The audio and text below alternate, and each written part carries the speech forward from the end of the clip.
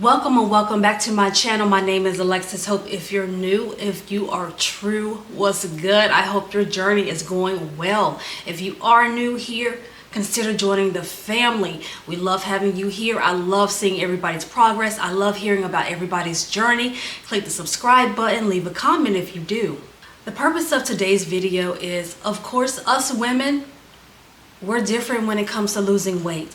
Now, when you're over a certain age, you may find it harder to lose weight, and it's not you being crazy. No, it is really biology.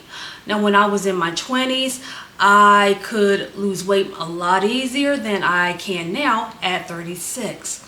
So I have been noticing, because I'm in a lot of groups with other women, I've been noticing that, of course, people are making mistakes, which is okay. But I wanted to point out some of these mistakes, let you know that it's okay, how to correct these things, and that not everything is detrimental. I promise you, this is a journey. You are learning as you go. And don't worry, you're never going to screw up your weight loss journey, not when you're on a GLP-1.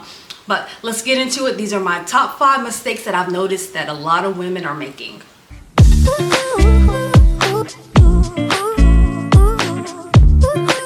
Number 1 is we all have a very unhealthy relationship with food. This is either by design because of biology, or it is because of we are using food as a pacifier or some way to comfort ourselves.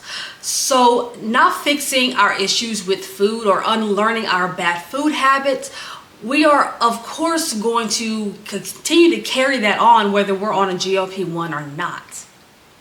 Now, if you ever stop taking your GLP-1, if you don't unlearn your food habits, your bad food habits, you are going to continue to carry them on, regardless if your food noise comes back or not. Now, for me, when I stopped, because I understood why I ate the way I ate, and I understand that it's going to happen. I'm human. I'm going to get hungry, and I'm going to want ice cream, and I'm going to want, I'm going to want candy. It's okay. What I learned is that I need to swap out when I can. So it's basically compromise where you can. And because you are human, you are going to make these mistakes, which are really not a mistake because you're you. But I understand that my food habits come from when I'm bored, when I'm stressed, or when I'm depressed. I am going to want to grab and reach for every single piece of candy, chocolate, things like that. Now I understand why. And of course, if it's a mental health issue, a lot of it that is something to very much deal with. But not understanding your food habits and why you eat the way you eat is just a huge player in keeping up with your success with your GLP-1. And just in case you have to stop, you have an understanding of why you eat the way you eat. Now, this isn't to say that food noise and obesity is a disease, but there are times when we eat the way we eat because of how we are feeling, or because situations that are happening. And food is comfort. Food is not going to yell at you. Food is not going to hurt your feelings. Food is your friend. That's how we feel about that. So understanding why you eat the way you eat and compromising when you can is such a big help. Mistake number 2, a lot of times we don't feel like eating. That's part of not hearing the food noise. And if you're not understanding what I mean by food noise, I'm assuming we all do. But I didn't realize this until I started taking a GLP-1. Not everyone has food noise. Ask somebody who has been 110 pounds all their life or 120 pounds all their life if they have food noise. I guarantee you they don't. Not everyone does. Those of us who do have the food noise, is that constant voice or that constant urge to eat. Now, the GLP-1 stops that food noise. It controls it.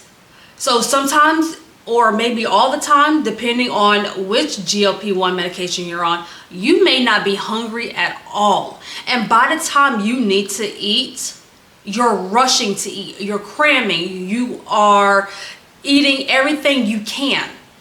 You're eating whatever's in front of you, you're eating whatever's around you because you need to suddenly eat or you suddenly remember to eat. If it's a good idea to continue to eat at least a little small amount throughout the day so that you're just not crashing and eating whatever you can because you're hungry all of a sudden. Now, mistake number 3 is ignoring your side effects. We all have them. I have had really bad side effects with compounded semaglutide, which I now think was absolutely something completely different, was drastic. But I had side effects for a whole week that I ignored, and I now have kidney issues because of that. Never ignore your side effects. Now, if you have not used the bathroom in 2 weeks, do not ignore that. If you are taking, Miralax, milk and magnesia, and you're still not going to the bathroom, do not ignore that. Do not ignore constant headaches. Do not ignore spikes in your blood pressure. Do not ignore anything strange. Go to your doctor. You don't know what your body is doing, especially if you're new. You don't know what your body is doing. It could be adjusting and it could not be adjusting. It could be something like a serious problem. Don't ignore pain. Do not ignore your side effects. Nobody knows your body like you do. Mistake number 4. I was scrolling through one of my Facebook groups a while back, and someone posted this really frantic post. She was saying she screwed up. She messed up. She felt so bad. And I'm thinking to myself, what did you do that is so bad? She ate cereal. Chat, it's okay to eat.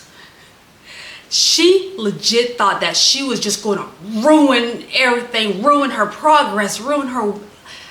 It's okay to eat, ladies. It's okay to eat. You may not be that girl anymore when it comes to going to a buffet and piling up your plate, but eating in small portions, I promise you, is not going to derail your progress, because that's not how GLP-1s work. That's not how that works. That's not how working out works. If you also are working out, you can see people who are into fitness go to a cookout and eat a plate of food. Because guess what? It's not going to derail your progress. I promise you, it is okay. And she ate cereal, and it wasn't even like, Fruit Loops or Frosted Flakes. It was actually a kind of on the healthier side kind of cereal. You are not going to derail your progress by eating. I promise you, especially a bowl of cereal. You're going to be fine, boo. You're going to be fine. Mistake number 5 is not having a support system. You cannot do any of this by yourself. And I know it's probably just human nature, because of how stigmatized this is, to want to do this in secret, to be embarrassed. Now, I'm not saying have everybody in your business like me, okay? I make videos on this stuff. Everybody knows that's what I do. But have a support system. Have somebody who you can call or you can talk to about things like this. Your body is going through a change. You are going through a mental change. You're going through an emotional change. I had no idea that I had pretty privilege until I lost weight.